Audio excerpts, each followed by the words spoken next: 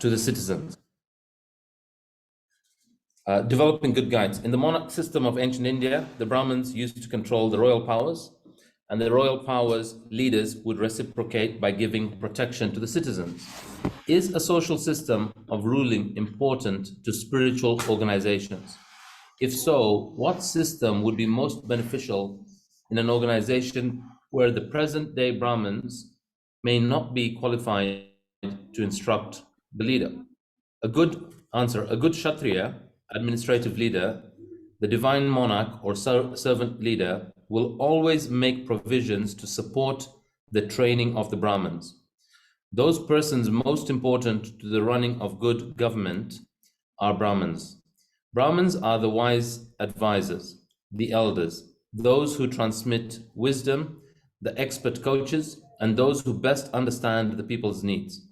Without qualified Brahmin advisors overseeing things, or those in some capacity as trustees, etc., there will be no proper system of checks and balances. Leaders definitely have the tendency to go astray, and if there are no proper boundaries, then leaders will often abuse power or will lead from the back. They will become absorbed in power and will lose interest in the welfare of their citizens. The Varnashrama Dharma system of dividing society into specified groups is formed around the healthy distribution of services and labor based on encouraging people to work according to their propensities. In this way, people can render the highest service possible to their communities.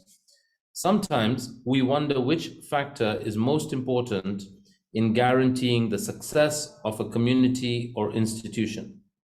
All the factors are important. Now let us examine them.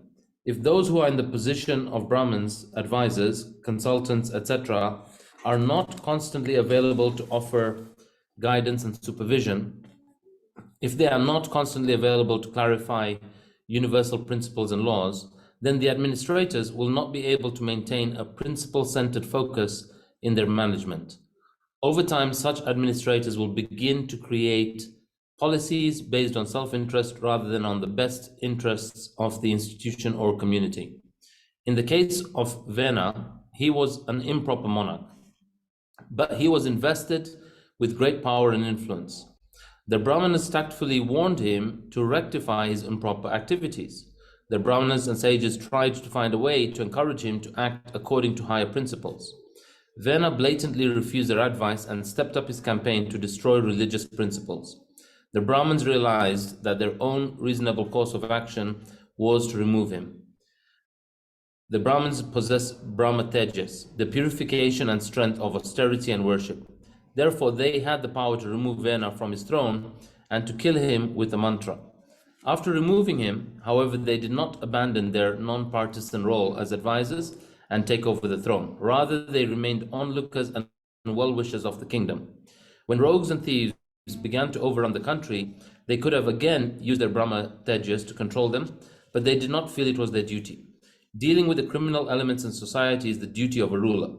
For the people's protection against spiritual degradation, the Brahmanas were prepared to remove an improper ruler. Otherwise, they did not see it as their duty to rule the kingdom. Those who are going to oversee a community and offer it their good wishes as an advisor should be able to maintain a certain amount of equilibrium no matter what is happening. To do so usually requires that they do not become too hands-on. Rather, they should maintain their objectivity and, even more important, their sense of detachment. Thank you. Any comments or reflections?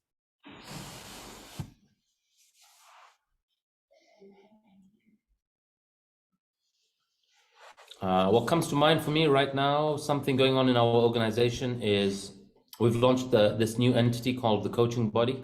And in the Coaching Body now we're delivering training. I, Ambika, and another partner of ours. And one of the things that we created at the start, or something I identified at the start, is that as I found in our existing entity in FitBanker, is that we've got to very quickly replace ourselves, otherwise we'll experience burnout if we are creating the new organization, but also doing working in the business rather than on the business. And so we're in the process right now of speaking to some other companies who will come and deliver what's called a train the trainer course.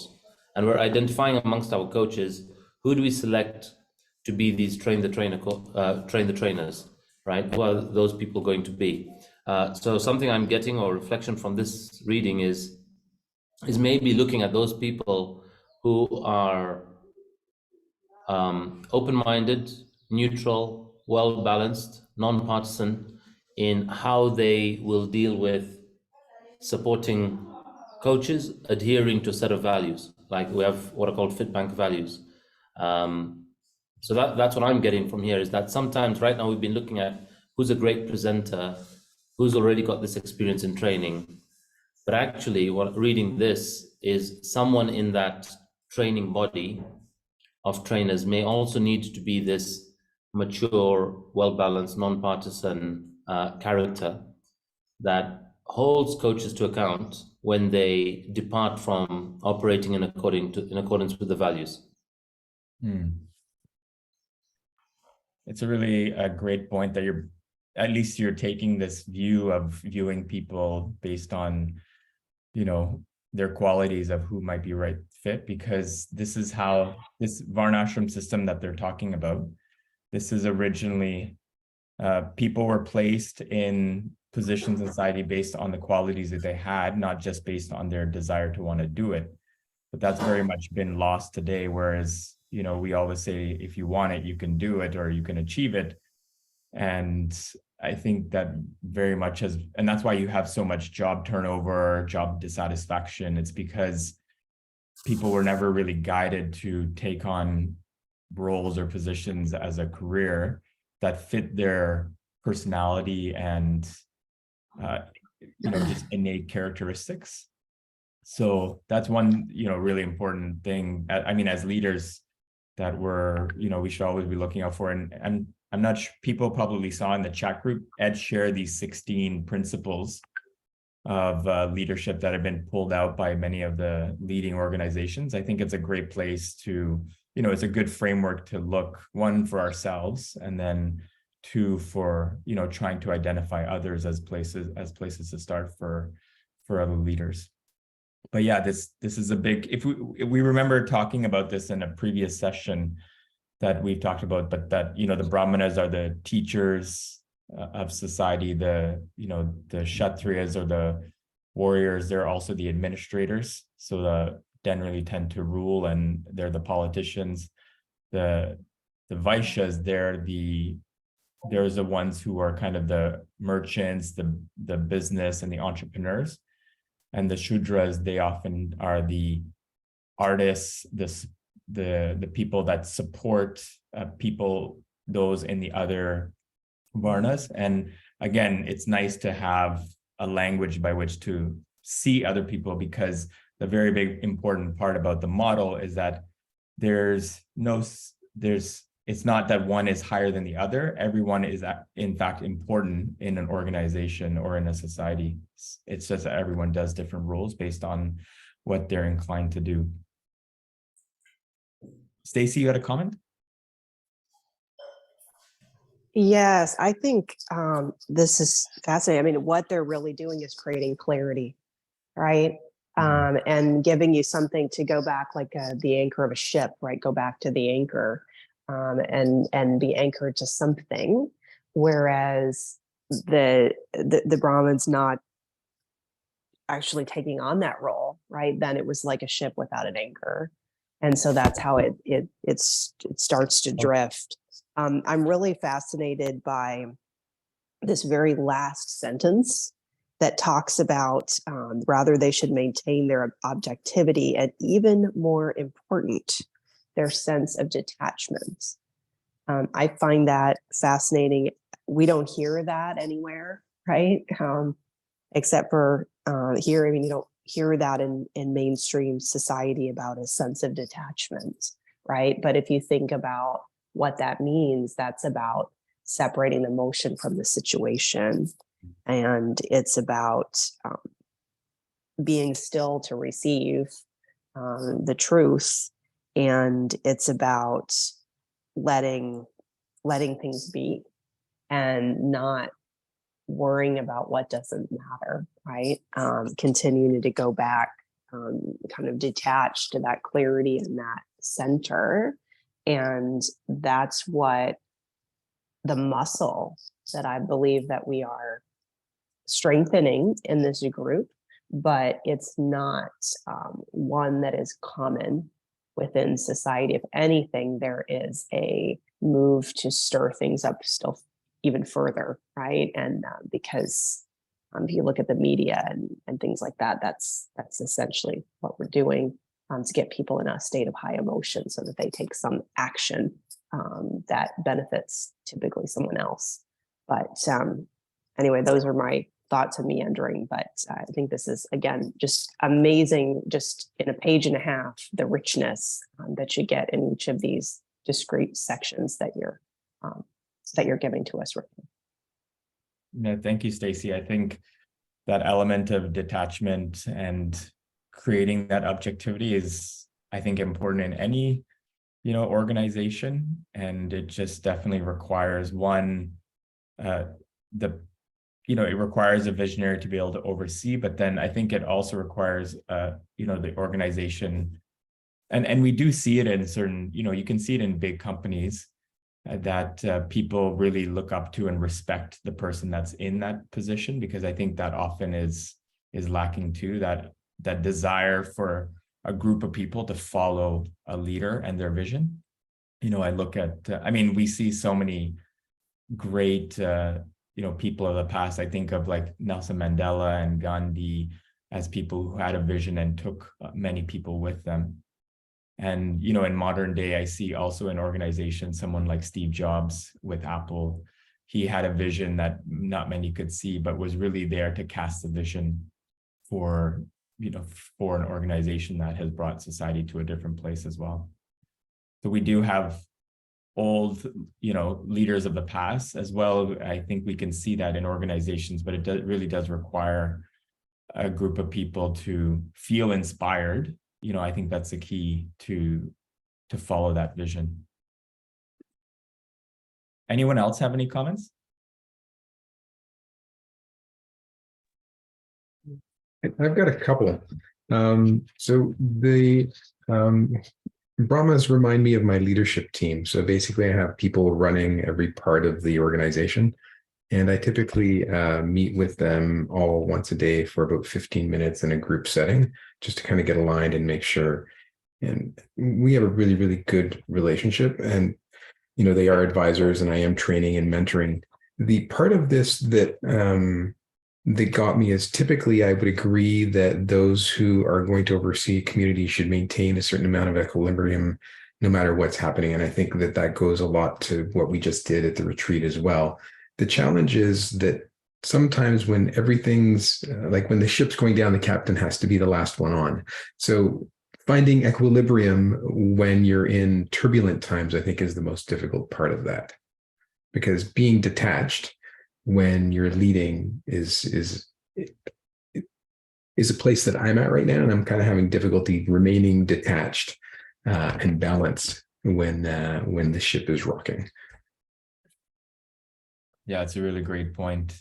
And I think that's where, we've had these last couple of sections that as the person who's kind of casting the vision and overseeing this, previous section of developing good guides and having mentors is also extra important to kind of help balance the ship in these more difficult times, the way I see it.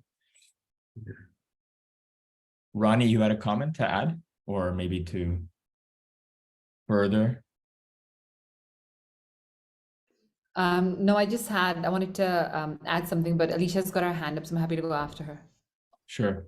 Yeah, Paul, did you have anything more to add on, I guess, how you're approaching or dealing with kind of the maintaining the equilibrium? Because all of us are going to go through that at some point. And right now, so my plan for so my schedule is Friday and Mondays are no meeting days. One of them are free. And I basically go based on weather because I like to be outdoors and play. So today is a beautiful day, and it is Friday, and I shouldn't be working, but today I will. And I also have a second home. So I'm going to be going to that probably tonight, just to basically spend 36 hours by myself and meditate and play in the garage, go ride my dirt bike, listen to birds chirping and sunrises and sunsets. So, and then I'm going to get back at it, and I'm probably going to take the Monday off, but it might have some work in it instead of being a 24-hour period. So it's a bit of a balance, and I do feel guilty. But the other part, though, is if you just get on the gerbil wheel and start running, it just goes faster and faster. So there has to be running on it, but you have to also get off. I'm just running on it faster and more than I'd like at the moment. Yeah. So I'm hearing from you that there's a strong sense of unplugging and taking time up for yourself. You have to. Right. Yeah, no, thank you. We'll have Alicia and then Ambika. Hi, everyone. Thanks, Ambika. And Paul, that sounds great. I just wanted to comment. I don't know if this would be helpful for Paul, but for me, what I was taking away from the section was a real distinction between the leaders and then these overseers. So what I saw was that the leader, it would be difficult to detach and be separated. So that's why you have this other group of outside advisors.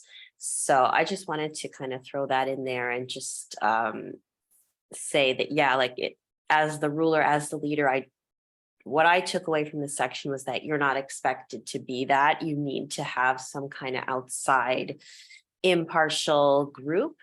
But I guess what I was also going to say is we don't, sort of what Stacy was saying, we don't see that very often in society at all. It's like we have the leaders, but you know, especially in government, things like that, like who are the overseers? Who are these people whose only interest is the best interest of the people? Like, I don't think that's a model we see too often in society. Maybe in big companies, I don't know, there's like a board of advisor, but again, I don't think that their role is to make sure the people are best taken care of.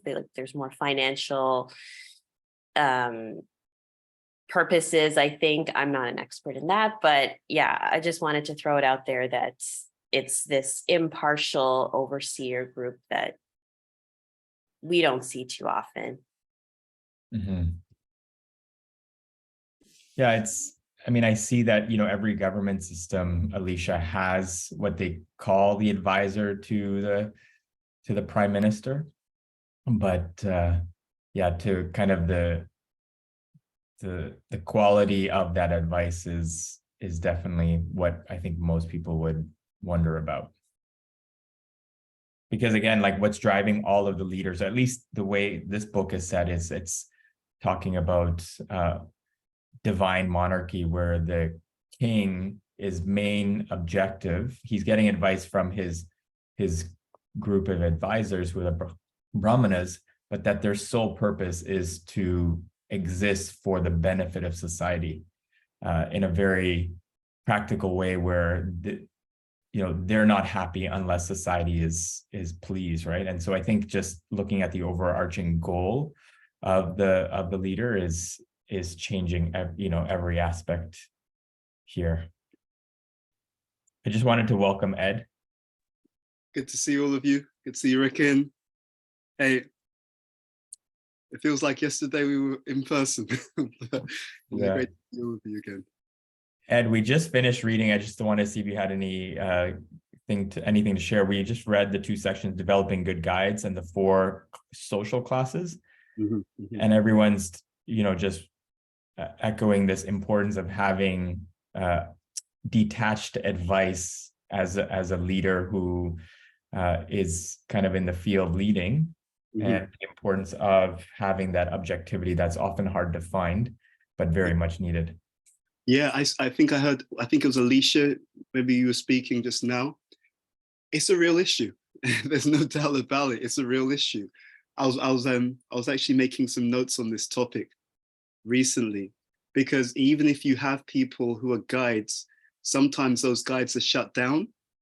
Right. So in terms of the 4 personality types, one of the things that I've been looking into and researching is how you know, you may have a certain series of skills or talents, but your upbringing can cause those talents to be brought out, you know, by the way your parents raised you, the encouragement, or you can have some talents which are actually shut down. So I was actually thinking about this, and I was just thinking of a caption. I was just, you know, doing some reflection on this yesterday. And so there's a caption that came to my mind, that it's not nature versus nurture, it's nature via nurture. In other words, our upbringing, it shapes the personality style that we have, you know? And so the model that I'm creating, it talks about how a person's personality style can either be repressed, refined, or reinforced, you know? So that means for all of us, we have some talents, but those talents aren't equally expressing themselves, right? Because let's say that I grew up in an environment and I was very intellectual, but through no fault of their own, let's say my parents were just very much into survival, then what they may do is suppress that intellectual side. Don't worry about being intellectual, just go out and get a job, get any job, because we just need to pay money to, you know, we just need to pay the bills. So then that intellectual ability may be repressed. Let's look at a different scenario. Let's say that my parents saw from a very early age that I was entrepreneurial, and they encouraged that, right? We see, you know, we notice our son's got great skills in making money, starting business. They may have encouraged that. So then that quality or that talent may have been reinforced and also refined. You see? So if I invest in a talent, if it's reinforced, then it can become world class, especially if I do it from a young age. And I think that's the way the modern world is. Certain qualities or skills that a person may have, some of them are encouraged, right? But there may be others which are repressed or, you know, neglected even, you know? So I think, and I was thinking about an exercise, maybe we'll do this in a few weeks. There's an exercise we can do on this, which I'm preparing at the moment, but it's just that kind of idea. So even if you have people who are good guides, if they don't have the knowledge, right? In other words, let's say that you have someone who's got that nature to guide, but he or she's been repressed. That means they haven't developed that skill. Or let's say that they've developed that skill, but they don't have proper knowledge.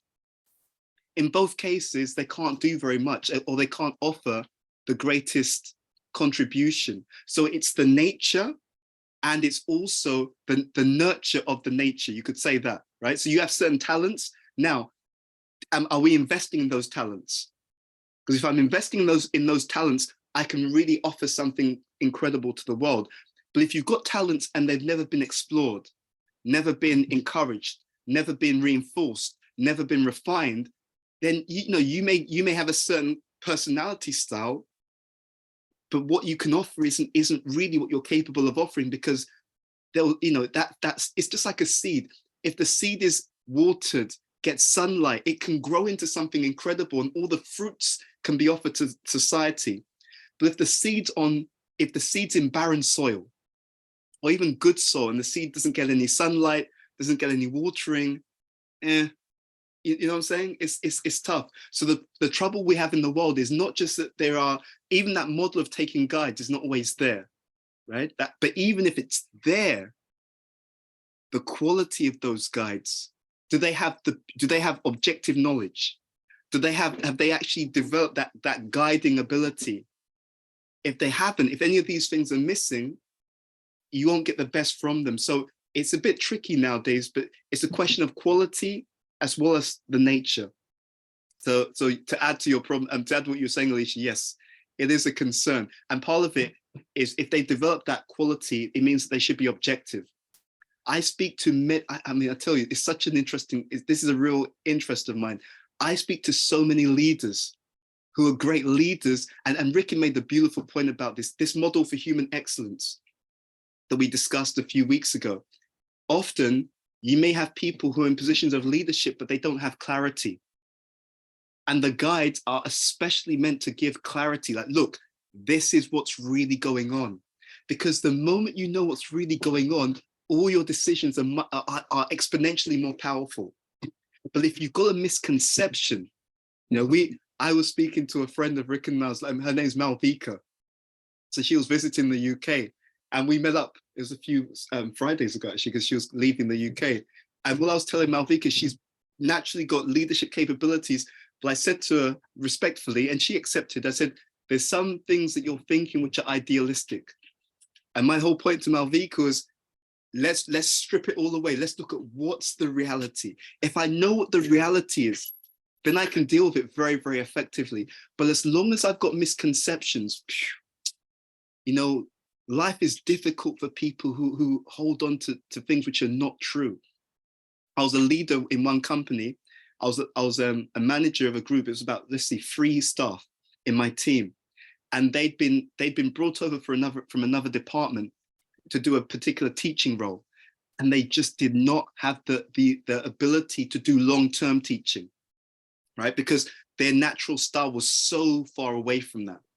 And the head of our company, who was my manager at the time, she didn't know. She was compassionate. She'd moved, the funding had run out for their previous role. And she said, look, the funding's run out, so we may have to let you go. But the other option is that we can move you into this particular role. And of course, they wanted to keep their job.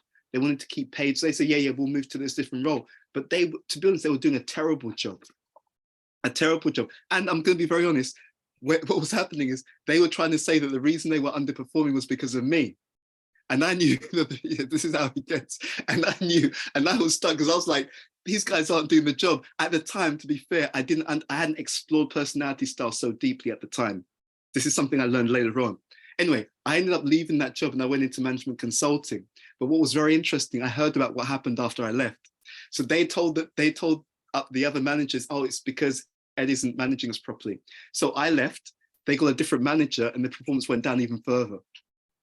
Yeah, so then the head of the company who, and there's a certain style that she has, she's called a Kshatriya. So I think it may have been mentioned in that section. She's a natural leader. I mean, I have to be honest, apart from her idealism, that was the one but serious weakness. Apart from being idealistic, she was a wonderful person, I can't lie to you. Wonderful, great character, compassionate, strong, principled, everything. Wonderful person, but just that Achilles heel. Anyway, so what happened was, once she realized that actually it was them, she basically forced them all out of the company. I heard about it afterwards, you know? Yeah, there's so many interesting things that happen, so many interesting things. But yeah, just wanted to throw that out there. Thank you. We just wanted to take a couple comments. First was from Ambika and then from Dunya.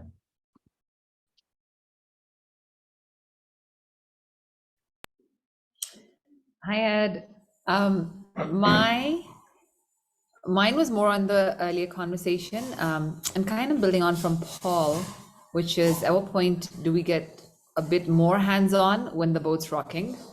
And I think with my recent, a big conversation Ronnie and I constantly have is how do we get more and more leadership built so that we become redundant from many aspects, because we've been so woven into the everydayness of stuff that it takes away from effectiveness in other areas as the business is scaling.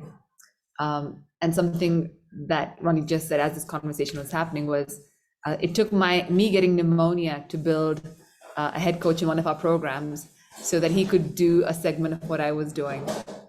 And it was such a rapid decision where this coach has been around for a few years, and typically to train like head coaches, it's a couple of, well, 3 or so months, and then they get into the system and then a new program starts and then they're like set. But we had a new program launch yesterday and this guy was brought on board last week, and it was disruptive across all fronts. Like for the coaches who were expecting to be trained with me are being trained with this new head coach, and they're all buddies, but it was just such a shift in dynamics so rapidly.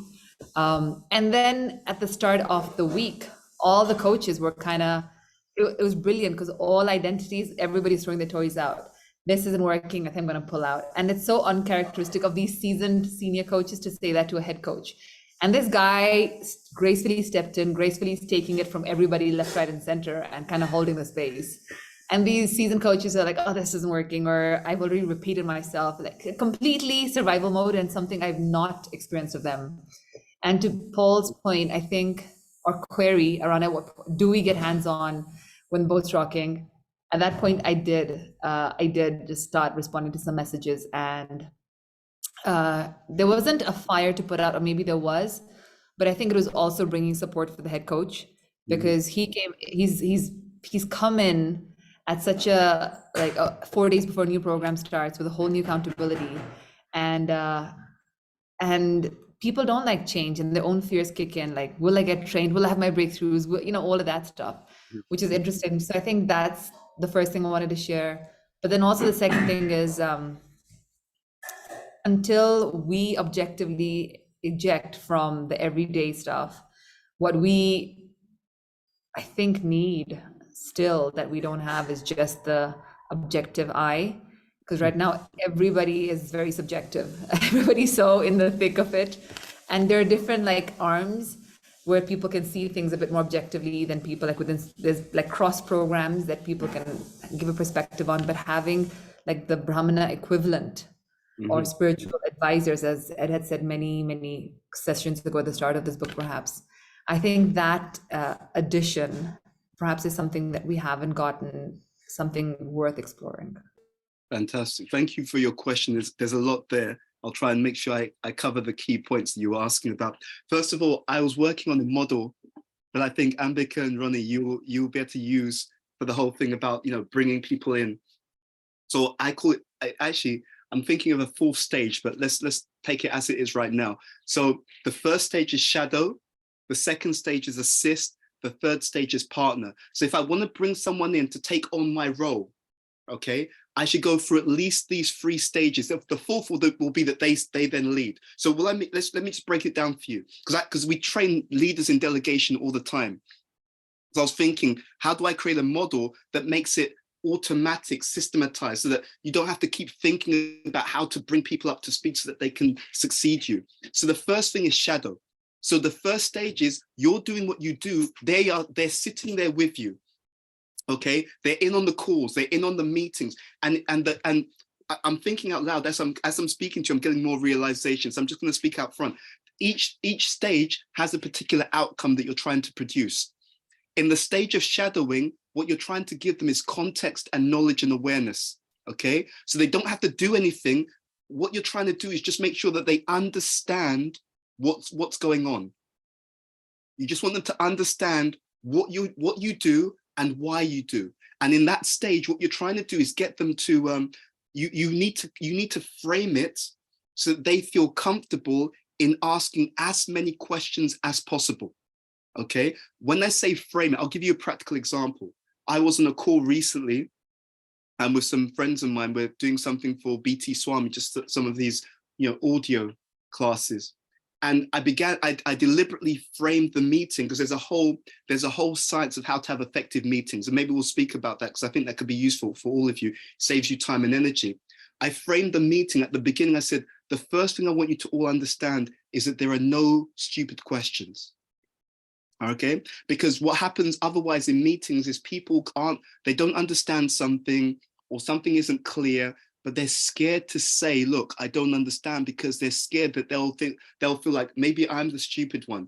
Everyone else seems to understand what's being said.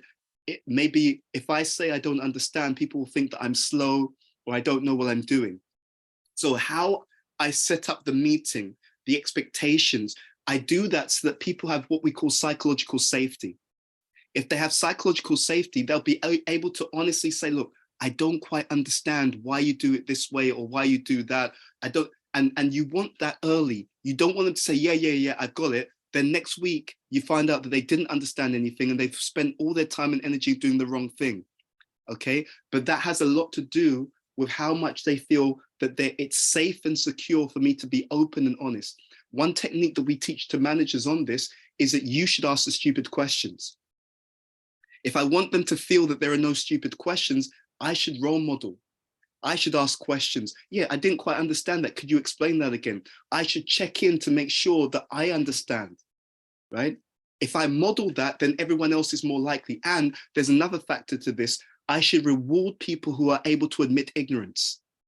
If someone says, you know what, actually, it wasn't clear to me, I should actually begin by saying, thank you so much. I know it's difficult sometimes to say that, but I really appreciated that you shared that, because I'm sure that also applies to other people. And we like that, because that's how you reinforce the right culture.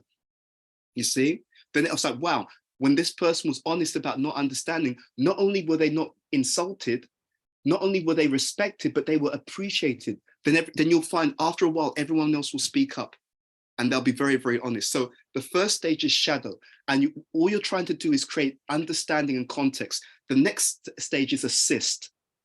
So with assist, now you actually have a conversation with them after that first stage of shadowing. And now the conversation is, okay, now we've discussed it. Which area would you like to start with? Which area do you feel that you want to get involved in? So it's not just, I want you to do this for me. Sometimes that's necessary, but ideally it's a communication, because by that discussion, they're going to tell you where they feel comfortable in getting involved. You see? So the first stage is shadow. You're trying to give them context and understanding about what you do and why, let them ask questions, etc. Next stage is assist. It's a conversation. Where would you like to get involved? Okay, so now they're taking on a certain area where they're assisting you. They're not doing it, right? This is assist. So where would you like to get involved? Okay, I'd like to help run the meetings, right? So then you negotiate with them. So now that you're still leading it, but they're assisting you in that area. So you can watch them and you can see how they become more and more comfortable. You can coach them. You can check and see, right, you know this, because then you can go at their speed. So now they're assisting you in the meetings, and you notice that they've got the agenda ready. They tell everyone when the meeting is. They figured out who should be there. They figured out, what's the order of discussion in meetings. So you can actually see they're moving up the curve very quickly in this area. And you can see now they've got that. I don't need to give them any training in this area. They know how to lead the meetings. So now, from shadowing and assisting, now they can partner, right? So now it can be, you know what, I'm just there, you run the meeting. So partner is where you get to 50-50, right? But you don't have to stay at 50-50. If they know how to run the meetings, the moment they can do it competently, they take the lead in that area. You see? So shadow, assist, partner, and then they take the lead. So I was thinking shadow, assist, partner, pioneer. So partner is where they're doing it with you. Pioneer is now they take the lead, and in that way you then step back. But what you do is you frame that also. You tell them, look, I'm always here to answer any questions, to give you some guidance on something that you may be about to get into, but now you're going to take the lead. Okay, now at that stage you're still there, but they're taking the lead. Okay, but then eventually you can actually just disappear completely. And of course, the speed at which you do that depends on how fast they come up the curve. So the only other thing that you need to do is be observant and have conversations with them. So I saw you did it really, really well. Are you happy to take it? Are you happy to take the lead on the meetings from this point onwards? So what you do is those 4 stages make you redundant in any particular area. And the more you do that, and because you've done it in stages, they know what they're doing. You're not gonna tell them to do it, then get complaints, and then have to get involved again. But so it's shadow, assist, partner, pioneer.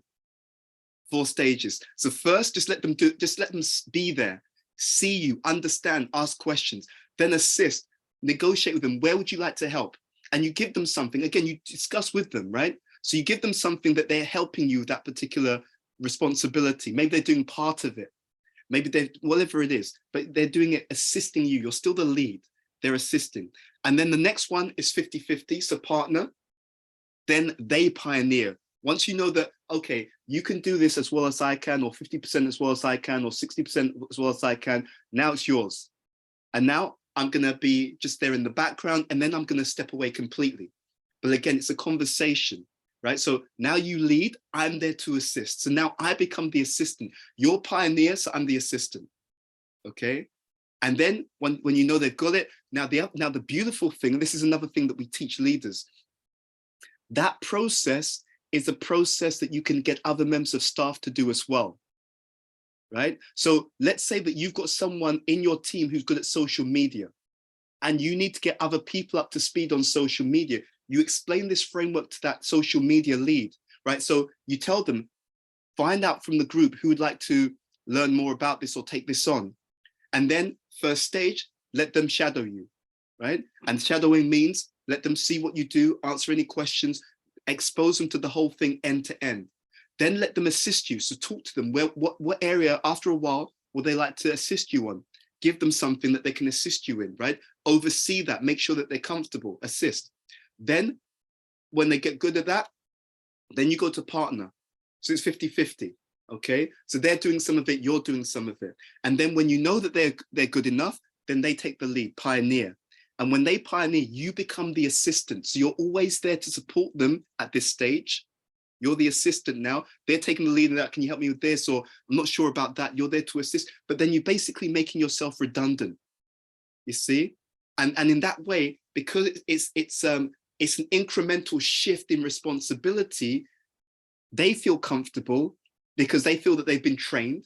You feel comfortable because you've watched them. You know that they can do it. You know that they know how to do it. And then once you've done that and you can let them run with it, then you can put your energy elsewhere. The number one, well, one of the biggest problems we have with leaders is that they've got no time for strategic thinking. And the reason they've got no time for strategic thinking is they're doing everything for everyone all the time.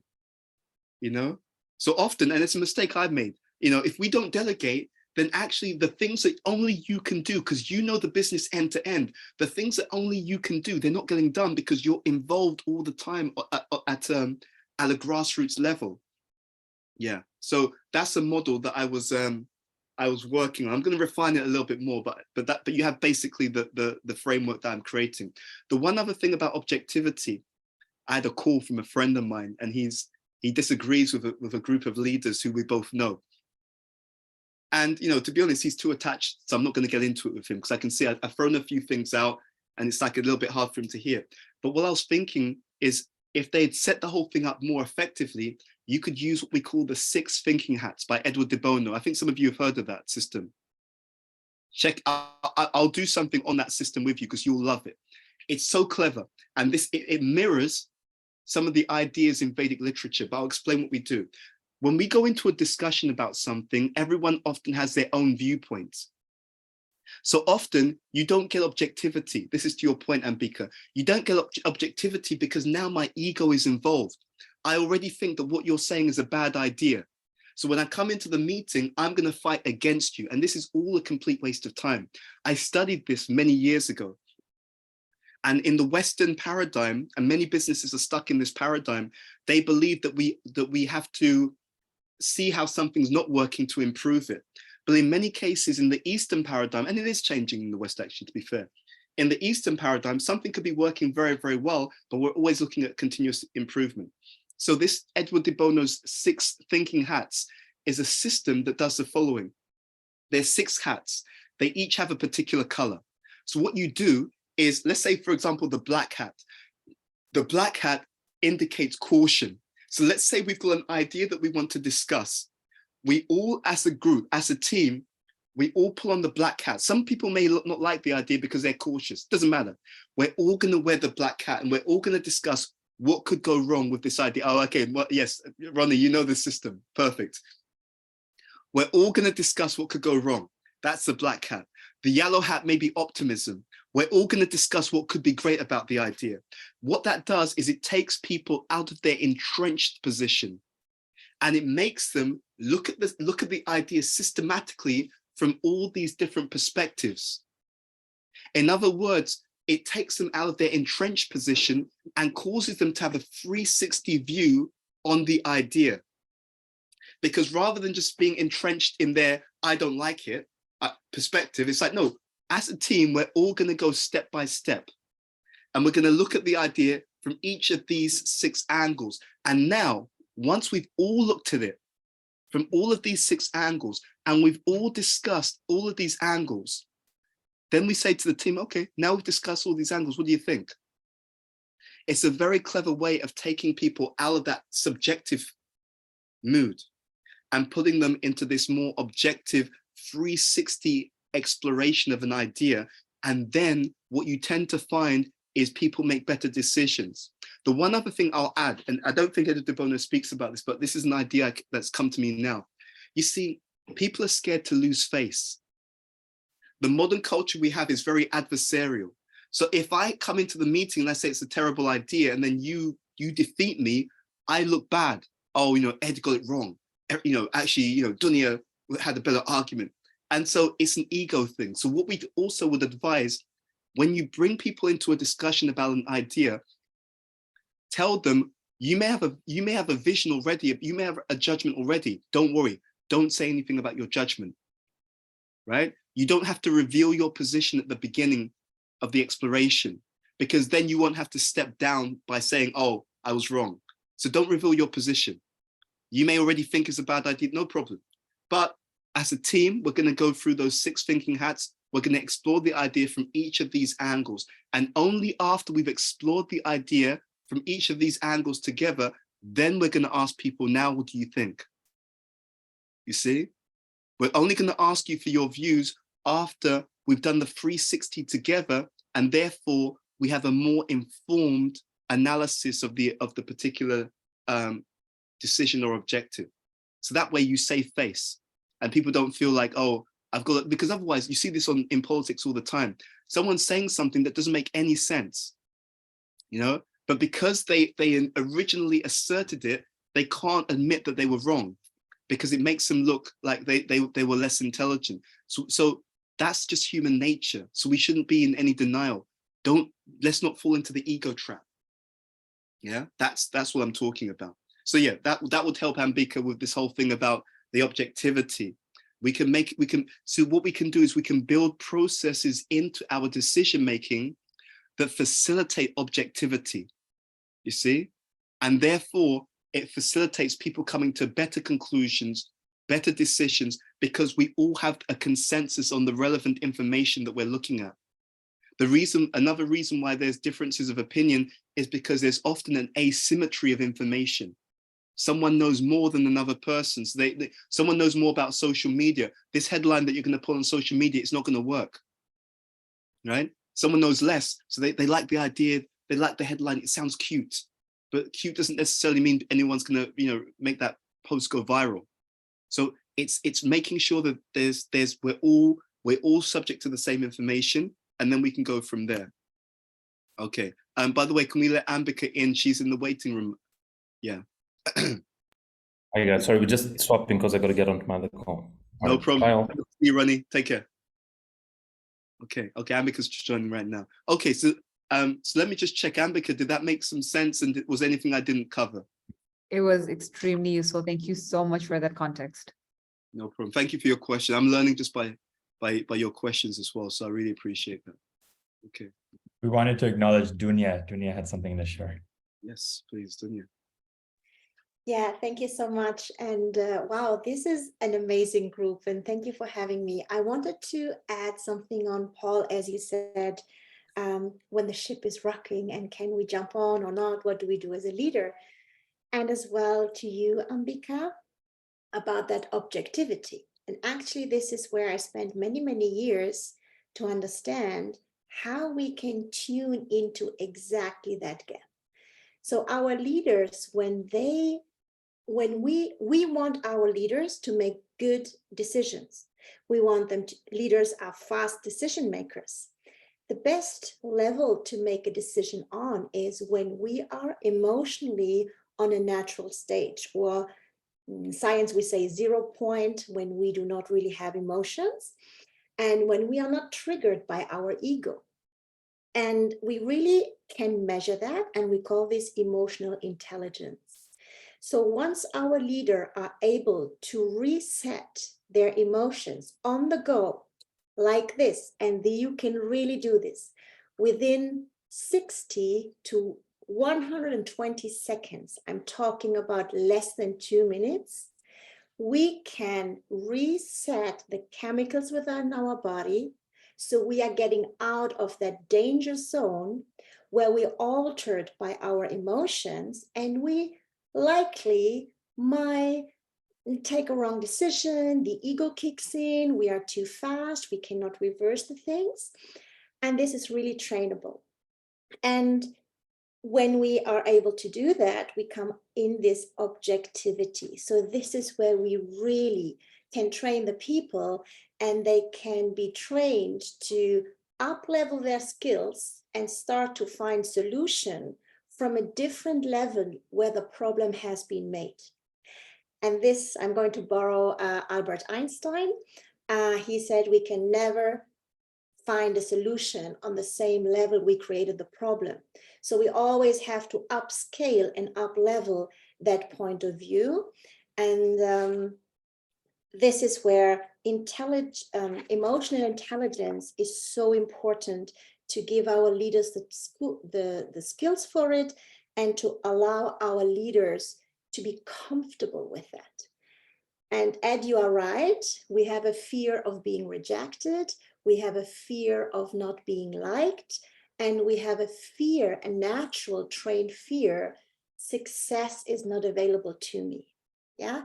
And these are some layers we can really change in a very deep level for people, so that the luggage that we are taking, or as the leaders are taking with them, they can just get rid of it, right? And then we allow the leaders to really do their best, because leaders, they have a natural, that's my belief with all the people I worked with.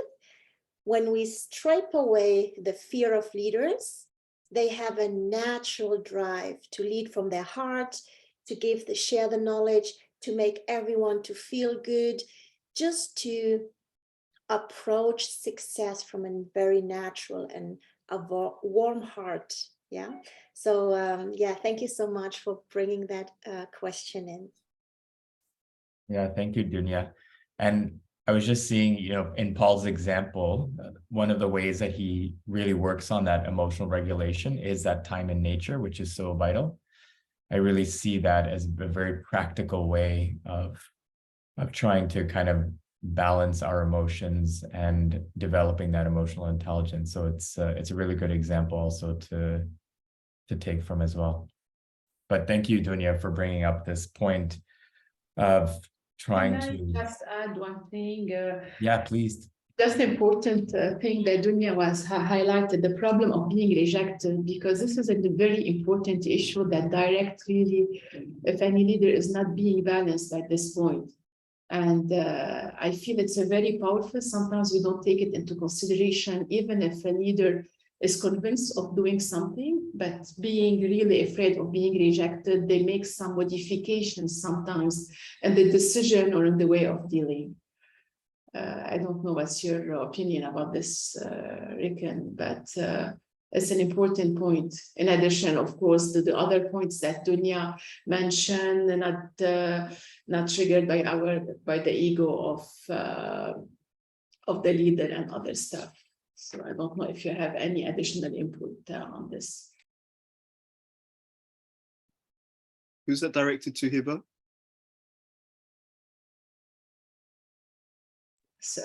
Sorry, Ed, can you please repeat your question? Yeah, who are you asking, the group, or is there a particular person? Whoever have an answer. Just I was, thinking about it because it triggered a very important point. Great question. Any thoughts?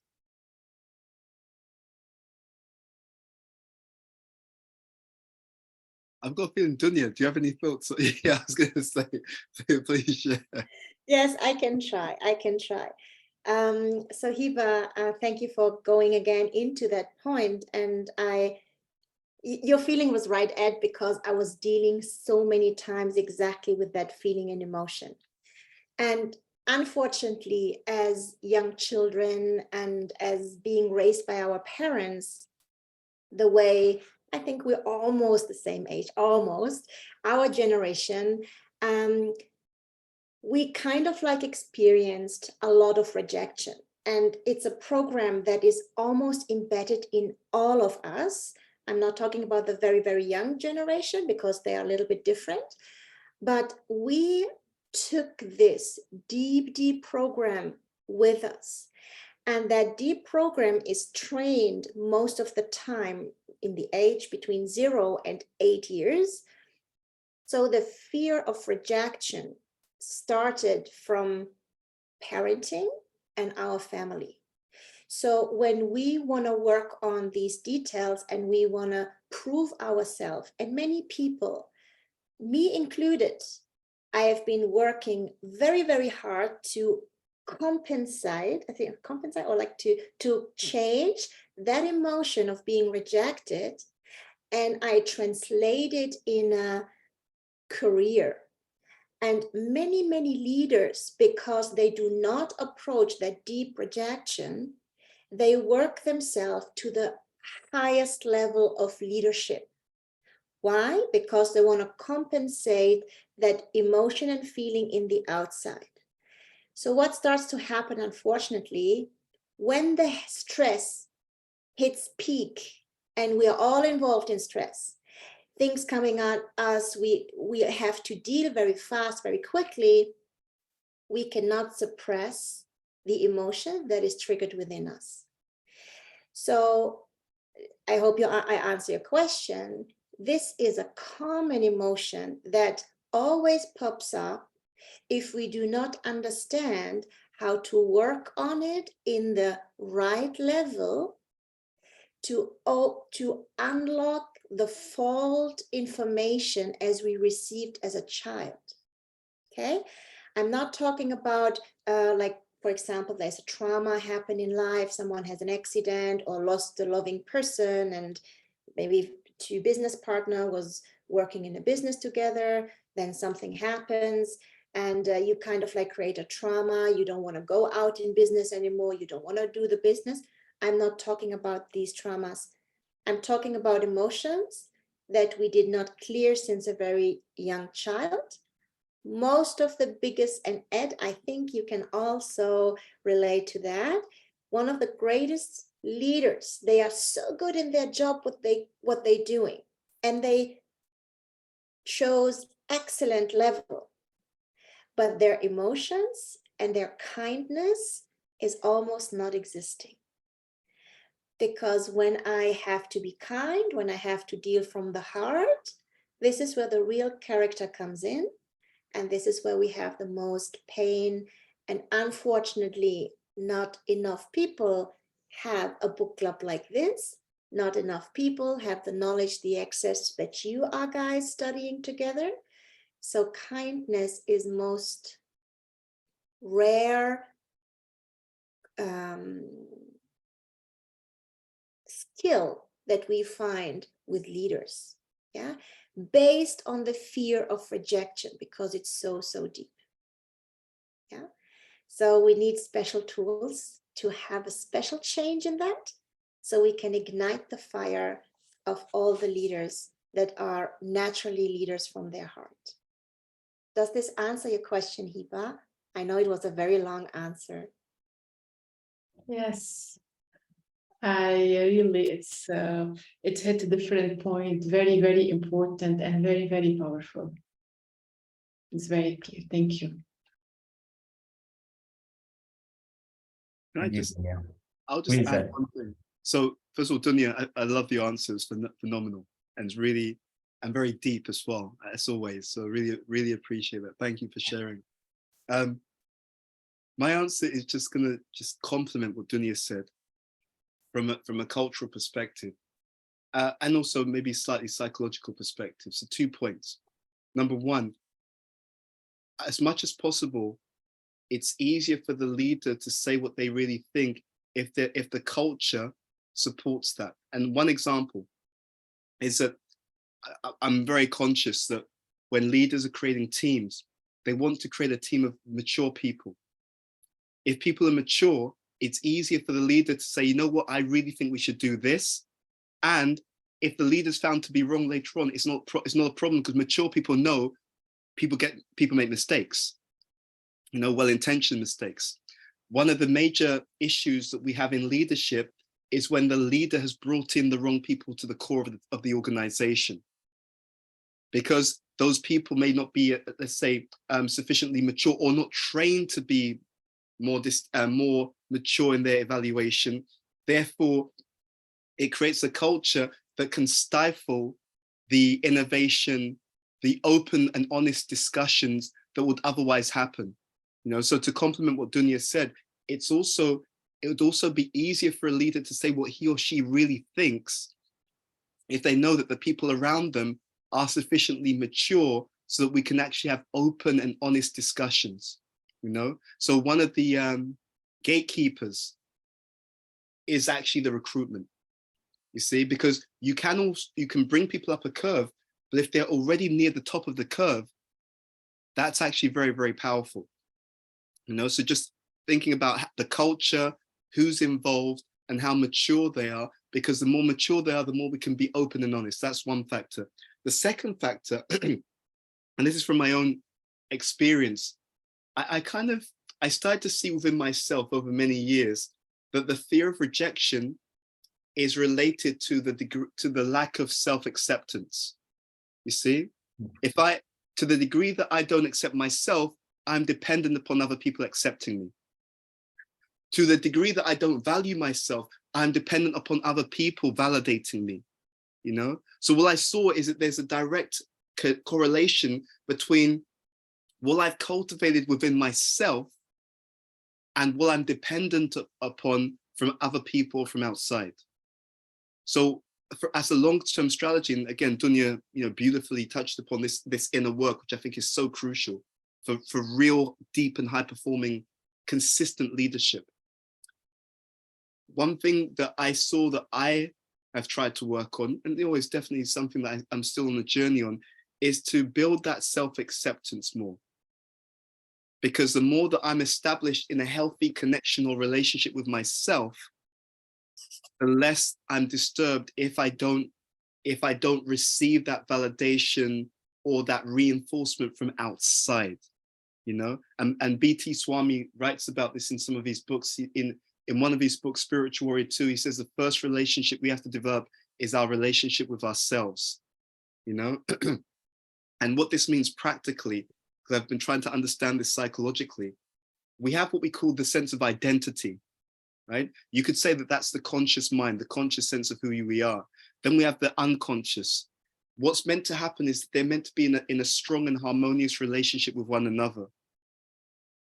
And to the extent that there's a disconnect, to that extent, I'm more easily affected by what other people say, do, or think.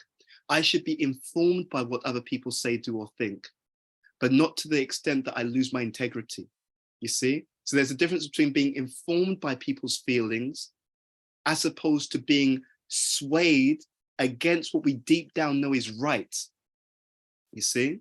That's how, so some people just say, I don't care what people think. That's wrong. Because if you're a leader, you need to know the temperature of your team. Some people say that you know, it's all about, you know, pleasing everyone else, but then you lose yourself. And just because a majority thinks something, it doesn't mean it's correct. You know, Steve Jobs had what is it? I think it was Steve Jobs. You know, there were a few great inventors of the 20th century. Henry Ford, actually, he said when he invented the motor car and so on, and someone asked him, but what about just doing what people want and what's popular? He said, if I'd have asked people what they wanted, they would have said they wanted faster horses and chariots. You see, because what he's provided is a completely different paradigm. You see, so it's not always just what people say that they want. Sometimes you may have an insight that's going to take the paradigm forward. So it's not just consensus, but at the same time, knowing where people are is important. We should be informed by that, but not to the extent that we lose integrity. That's the point. So it's not an extreme. It's actually both. It's not either or, it's both and. You're aware of your own thoughts, your own feelings, and your own facts. You know what you believe, you know why you believe it, and you're prepared to put it on the table and have it challenged to see what's the best idea. And at the same time, you respect what other people believe and you understand why they believe it too. You know, that's a leader, because then when those things are aligned, then you can take your audience with you. You see? But if a leader's too concerned about just pleasing everyone, they may lose their leadership, they may lose their integrity. And at the same time, if they also, that's too much being swayed by everyone else's opinion, but also if they don't have some ability to stand by what they truly believe when they think it's better, then people lose respect for them anyway. You see, it's the way that life is set up that you actually, for things to work, you need to have both. You know, actually both things. But real integrity also means that when I hear from my peers and they have a better idea than I do, real integrity means, yeah, that's true. It was actually, I didn't think about that. Let's go with your idea. That's a sign of integrity, actually. It's not a lack of integrity. You know, the people who can't allow the best idea to come forward are people who are insecure, because they feel that if their idea isn't the idea that's taken up, that it indicates that they are lesser than. But if you have strong integrity and good self-esteem, actually, then it makes us detached. That's actually that's one of the signs of healthy self-esteem. If it's too much, we're attached. If it's too little, we're a walkover. If it's healthy, then the best idea comes forward. The best idea wins. Okay, Stacey, thank you for being on. I know you have to drop, but yeah, just wanted to share that. Thanks, Ed. Ambika? And I love that. There's so much in that, and it's so rich. I have a question for you, which is in this state of being objective. So firstly, the self-acceptance piece is gold. And I think when we started building our team around 4 years ago, there was such a fear of rejection that the way team was even created was kind of, I'm right? I'm right, and you're being trained by me, full stop. And of course, in that space, resistance showed up by minority, but even that minority for me was like unacceptable. It was such a threat to just self-validation. And over the years, the humility, the adaptability, the ability to be informed, and yet get more and more grounded in what we stand for, our values, has been a journey. The point I find myself recently in is some of those early team members who came on board as participants in our programs, and then became coaches, and then senior coaches, and now are kind of like DNA of our work. They're so integrated into the space, but they're not just business folks, or like work colleagues, they're like soul family. And at times calling them out. And what I hear often is I can be objective with coaches and just listen and then provide feedback, and it can be straight and can be compassionate. But with that group of people where I come in with an intention to actively listen, hear what they have to say, don't distract, have them be gotten, and we'll offer some coaching, and the conversation ends and they're feeling better. But actually, the more I mull on conversation, I recognize I stepped over something, and I didn't get them to take responsibility for A, B, C, and D. And it's like, why did I step over that? And I probably wouldn't with others, but with these, and they're the senior most, within their respective field. And then it just plays in my mind, and I find that an unhealthy space to be in, because it's just a conversation on repeat, which is I should have just factually corrected that versus stepping over it, even though there's a tiny voice that said just correct that right now. I didn't want to be right in the moment and just wanted them to be heard. But it didn't shift anything for them, because they just came on with victim consciousness and left with that state of feeling like, they've got the short end of the stick from others, versus just owning their stuff and walking away, having grown and shifted and transformed something. So with that innermost realm, where I think maybe it's maturity, or maybe objectivity just gets blurred because of the closeness of the relationship, yet it's a business conversation. Any guidance on how to pause and pull for a space where I can operate with others, but not with this realm? Yeah, it's a great question, and there's many different ways in which we can approach it, and I'm sure others on the call have their thoughts and insights and realizations. So I'd love to learn as well. I'll just share with you a few things that I found work for me, and then others feel free to chip in. So first of all, I think on a deeper level, it's a question to myself. So why is it that with these people, I tend to skirt over something? Because I do it with others. So why not these people? So just trying to get into what's at the root of that, so like uprooting the basics, the seed that's behind that. That's one thing. Second, when it comes to feedback techniques, we can ask them for their own feedback on themselves. So what do you think you did well? Right. So then they share what they think they did well. What would you do differently next time, and why? Because they may actually have picked up that those steps that you want to talk to them about, they may have picked up themselves that actually, you know what, I didn't do this, I didn't do that, I didn't do that. So if they get there themselves, phenomenal, right? Oh, actually, no, next time I will do this differently, this different. Oh, that's interesting. Let's explore that. Why would you do those particular things differently? Yeah, because I think I was a bit lax here. interesting. And then you can really just reinforce that with them. So they brought it up, and then you kind of go on the journey with them about how they could improve it. So that's a third point. I've also often spoken to managers about role modeling. Sometimes it's easier for others to take that feedback if we're also being transparent about our feedback, because then it creates that culture that I'm role modeling. So I tell the team, you know, first of all, I just want to say thank you. Last year, I got this feedback that was positive, things I was doing well. Last year, I got this feedback on things that I can improve on. So this year, I'm going to be working on A, B, and C. So everyone knows Ed is working on feedback. Ed takes feedback, he takes it seriously, he works on it himself. So now they're more likely to mirror Ed's behavior because the leader is open and honest about things that he needs to improve on. So what the message that sends into the culture is that there's no taboo in being open and honest on what you need to improve on. And the more we do that, the more we reinforce that in the culture, then it becomes, let's say, it doesn't become painful for people to hear feedback because everyone's talking about it and there's no stigma, and the leaders do it. And the leader talks about what he or she needs to work on, and they check in with people. You know, I told you at the beginning of the year, I'm trying to work on this. How am I doing? You know, so it takes all the stigma out. The one other thing, and I know we touched upon this in the previous session, is to ask people, how do you like feedback? What's the best way to give you feedback? I know that with some managers that I know, they do 3 pluses and 3 minuses.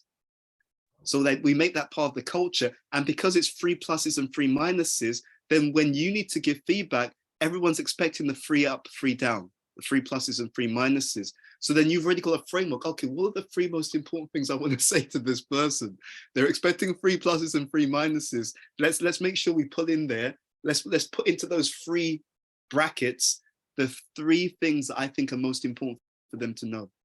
You know, so there's many different ways you can do it. One manager that I had, she would in our one-to-ones, one manager who I had in my company, she would say to me, point number 1, Ed, what am I doing well as your manager? And I would tell her what she's doing well. Point number 2, she'd say to me, Ed, what do you think I could do better? What can I do to be a better manager for you? That was point number 2. And I tell her, and she didn't have to blindly accept it.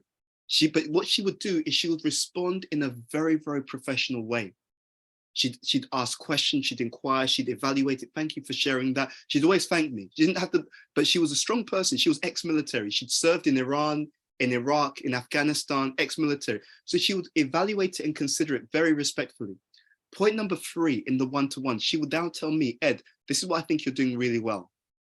And she explained what she feels I'm doing well. And point number 4, in the same one-to-one, she'd share with me, Ed, this is what I think you could do differently or do better, or what you could do more of. So what she had done is in our one-to-one meetings, she had demonstrated in real time exactly how to receive both positive and developmental feedback. And because she took both my positive and developmental feedback in such a respectful and considered and mature way, then when she gave me positive and developmental feedback off the back of that discussion, I was much more inclined to respond in exactly the same way that I saw her respond. It's very, very powerful. I know she did that for other members of our team.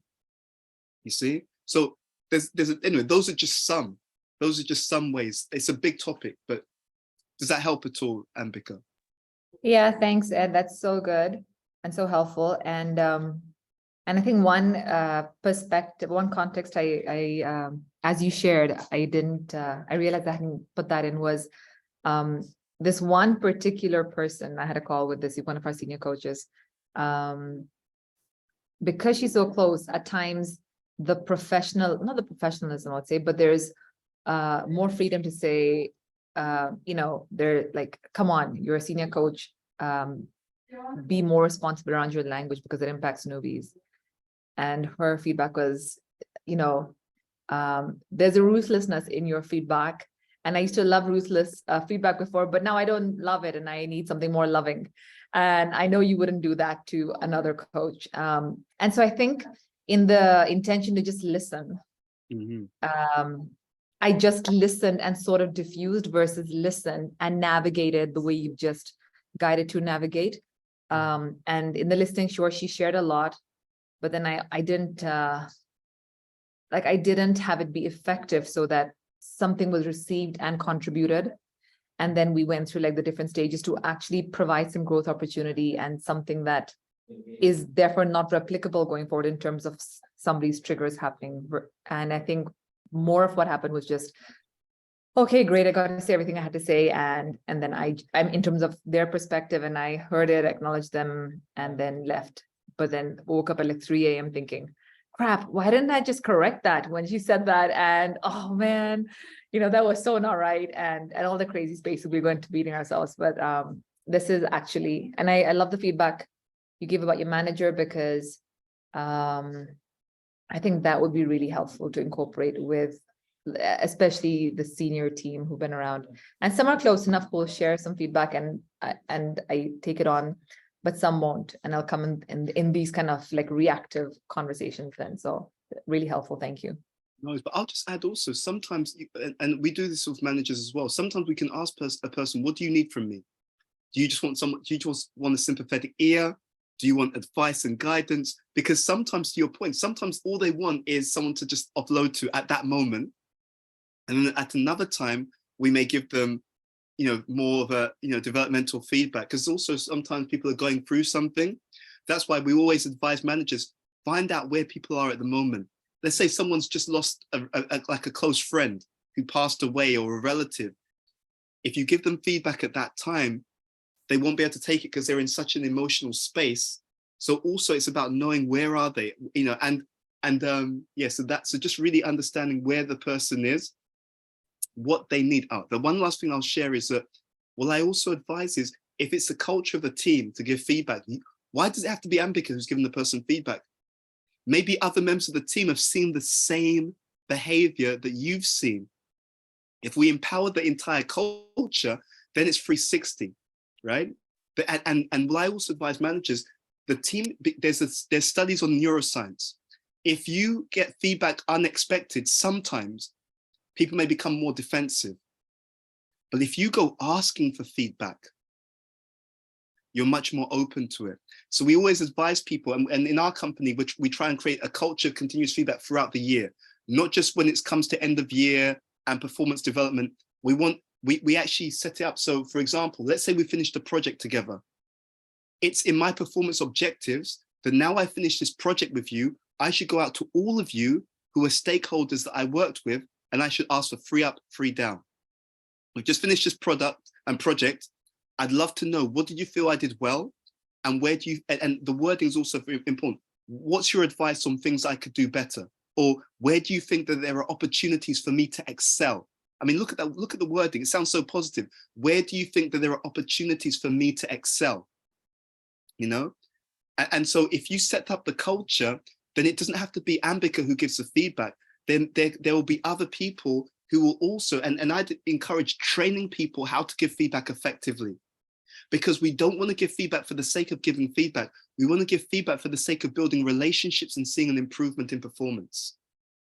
So how do I give feedback in such a way that people still feel positive, they feel reinforced, and they feel inspired to get better? Yeah. So yeah, I just wanted to throw those out. But I saw Dunya's hand up. I just wanted to just reflect that point of your purpose of giving feedback for the purpose of developing the relationship rather than just making it about the task. I think that's a really powerful point, because it changes the whole mindset by which we approach feedback. So I just wanted to just extract that specifically from what you said. So good. I heard sometimes the name Steve Jobs, and I'm so blessed that I had a little moment and spent time working in that company as he was alive. And there was one culture in that company that came really from Steve Jobs, was to ask permission for feedback, right? So if I would come to you, Ed, and say, Ed, can I give you feedback? Is this the right time for you to receive? And then you say, oh no, Dunya, I'm sorry, I'm just coming out from a meeting. I don't have the time, but let me come back to you when the time is right. Okay. And this was something where there's like some rules about feedback, and it made it so different exactly what you also said, Rikin. It gives it a whole different perspective. And when we start to work on that high level with that, it enriches our life rather than it creates pressure and creates disappointment as well. Fantastic, Dunya. I really love that point. Such a powerful point. Thank you. It's because when we're focusing on the relationship being the basis for the feedback, then you automatically come across as one who is wanting to support and be compassionate rather than just, come from a top down, where it's, it's people need to feel like they are worried or, are on eggshells to receive it. I'll just share something that I heard from one manager recently, which I thought was very, very intelligent. So I think it was the female manager. She was sharing how what she'll do is she'll tell members of her team the positive feedback that she heard about them from other people. So I may go to Dunya and say, Dunya, by the way, I was speaking to Rikin about, we were discussing how the Titans meetings are going.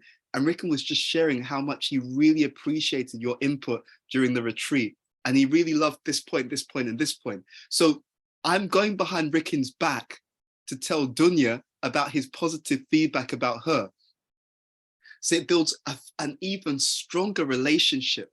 And then one manager was saying this, that actually, the more that there's positive feedback and trust, the more the same person will be open to developmental feedback. If I know that you've got my best interests at heart, and we all know sometimes you get a manager who only speaks up when something goes wrong. But if you know that your manager notices all the hard work you're putting in, all the endeavor, all the effort, and calls it out, Christina, I really appreciated the way you did this. I appreciated it for this reason. If they've already built that trust through recognizing and giving positive feedback, then when that same person now comes to you and says, I think we could have done this slightly differently for this reason. And I think if we took this approach, this is how it would benefit you. So I'm not talking about the company. I'm not talking about the client. I may speak about that afterwards, but I'm talking about how this new approach will make your life easier, or your outcomes more effective, or you more productive. So we talk about the WIIFM, what's in it for me. And in Bhaktivedanta Swami, in B.T. Swami's book, he says people are self-interested. So if you give feedback, but show how a different approach will benefit the same person you're giving the feedback to, they're far more likely to go along with that feedback, or at least to give it some serious consideration, because it's not something that's being done like you're wrong and we need to fix you, but rather it's like, you know what, I saw your potential. And so when you led that meeting, I thought, this person has so much potential. I was just thinking one idea that would make your leading of the meetings even more effective, so that you can get more responses from our clients, build your brand, build more trust amongst the team, is if you tried this approach. What do you think about that? You see, so it's an offering, it's a gift, but it's all about them and how they can improve by taking this approach, how they can achieve their goals, they can achieve their values by taking that approach. And therefore it's much more inspiring. One of the things we're working with managers on, we've been doing this for years, is understanding the motivations of your team, because then you can link your feedback to their motivations. I know you want to build more visibility with the client. This idea could help you to achieve that. I know that you're looking to upgrade your skills on social media. This feedback or this idea could help you to do that. I know that you want to become a better coach and develop your coaching competencies. This idea could help you to achieve that. So I'm linking the feedback.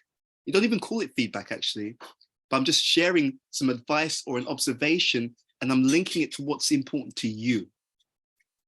Yeah, just an idea. And I think what's sometimes so difficult is that in an organization, sometimes it's the time it takes to understand and learn what people's specific motivations and goals are. Sometimes can be missed in the busyness of getting things done. But it's a very personal approach to giving observations and advice. I was in New York with Rikin's teacher, Radha Swami, And he was talking about this point. He says the first thing to do is to build a relationship. The first thing to do. Everything is amplified positively if there's already a relationship, because then there's trust, that people give you the benefit of the doubt. They know that you care about them. They'll consider what you have to say. They'll go above and beyond just because they like you, not because of the company, not because of the project, not because of the task, but I'll do it because Ambika's asked me or Dunya's asked me. If it was someone else, I'd be like, no, sorry, I'm busy. But because of the relationship, I'm going to do it just because you've invested in the relationship. So I think Rickin's point is absolutely spot on, absolutely critical.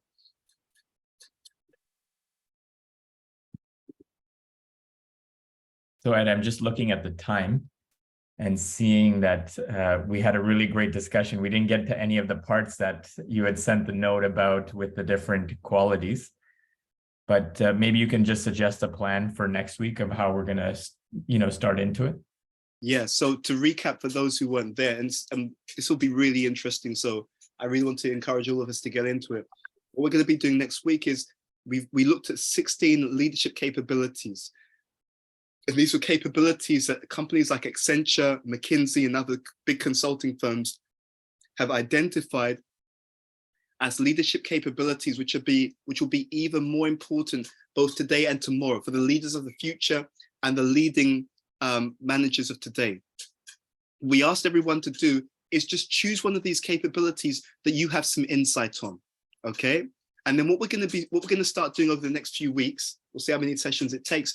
We'll have 2 or 3 just talk about that capability and open up for questions and answers. For example, if I'm strong in building personal resilience, the power of resilience, I may just start by talking about how I do this myself, right? When I discovered that resilience was so important, what are some of my own resilient practices?